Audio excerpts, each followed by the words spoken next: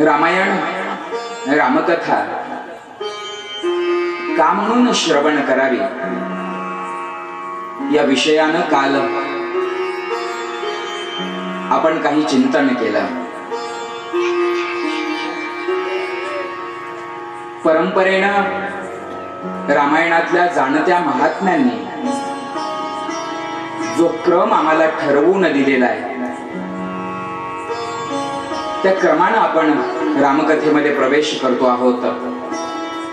मंडळी, आज अगदी आपण सुरुवातीपासूनच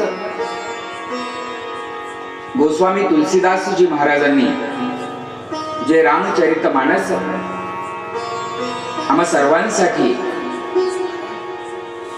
आमच्या उंजळीमध्ये, आमच्या झोळीमध्ये आम्हाला एक अमूल्य उपहार म्हणून दिलं, त्या ग्रंथावरती आपण चिंतन करूया. रामचरितमानस असं या ग्रंथाचं नाव आहे. गोस्वामीजी या ग्रंथामध्ये तो उद्घोष करतात, रामचरितमानस. रामचरितमानस असं नामकरण गोस्वामीजी सांगतात मी या कारणामुळे केलं. रामरायांचं हे चरित्र पहिल्यांदा भगवान शिवजींनी आपल्या अंतःकरणामध्ये निर्माण केलं आणि आपल्या मनात साठवलं. शिवजींची निर्मिती मनात साठली, रामरायांचं चरित्र होतं, म्हणून रामचरितमानस. महात्मे या विषयानं बोलताना म्हणतात, गोस्वामीजींनी रामचरितमानस जेव्हा लिहिलं त्यावेळेला ग्रंथाचं नामकरण करताना जेव्हा रामचरितमानस असं लिहायचं होतं त्यावेळेला एका सरळ रेषेमध्ये नाही लिहिलं. रामचरितमानस असं एका रेषेत न लिहिता गोस्वामीजींनी राम, त्याच्या खाली चरित आणि त्याच्या खाली मानस, तीन स्वतंत्र शब्द लिहिले, एका खाली एक. रामचरितमानस एका क्रमानं लिहिलं गेलं. कुणीतरी गोस्वामीजींना विचारलं म्हण, बघा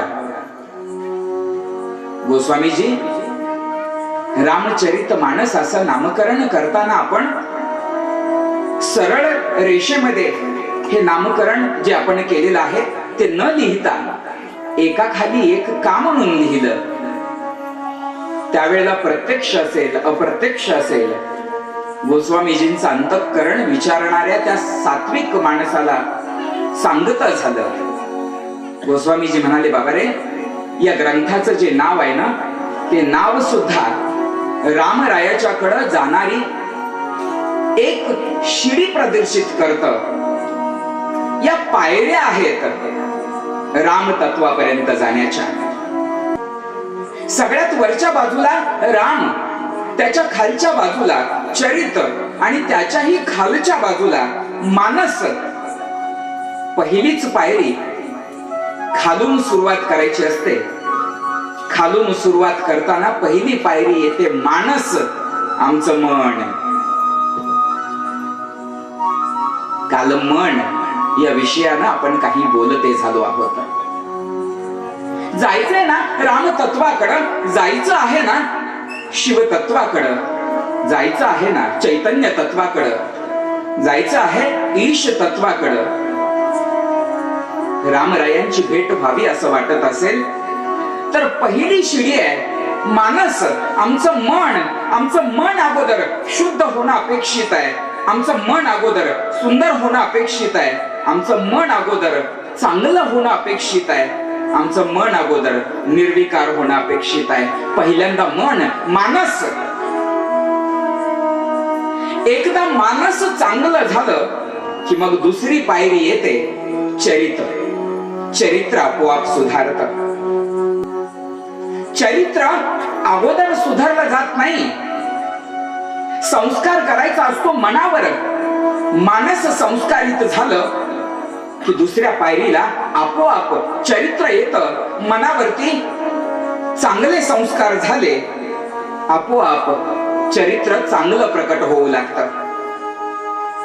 दुसऱ्या शिडीला चरित्र येतं, चरित्र चांगलं झालं मंडळी, मग राम हा शब्द दूर नसतो, राम जवळ येऊ लागतो. राम या शब्दाकडे जाण्याच्या या पायऱ्या आहेत. अगोदर मानस, मग आमचं चरित्र, आणि चरित्र एकदा चांगलं झालं की मग चित्र बदलतं. राम जवळ येऊ लागतो, राम जवळ येऊ लागतो.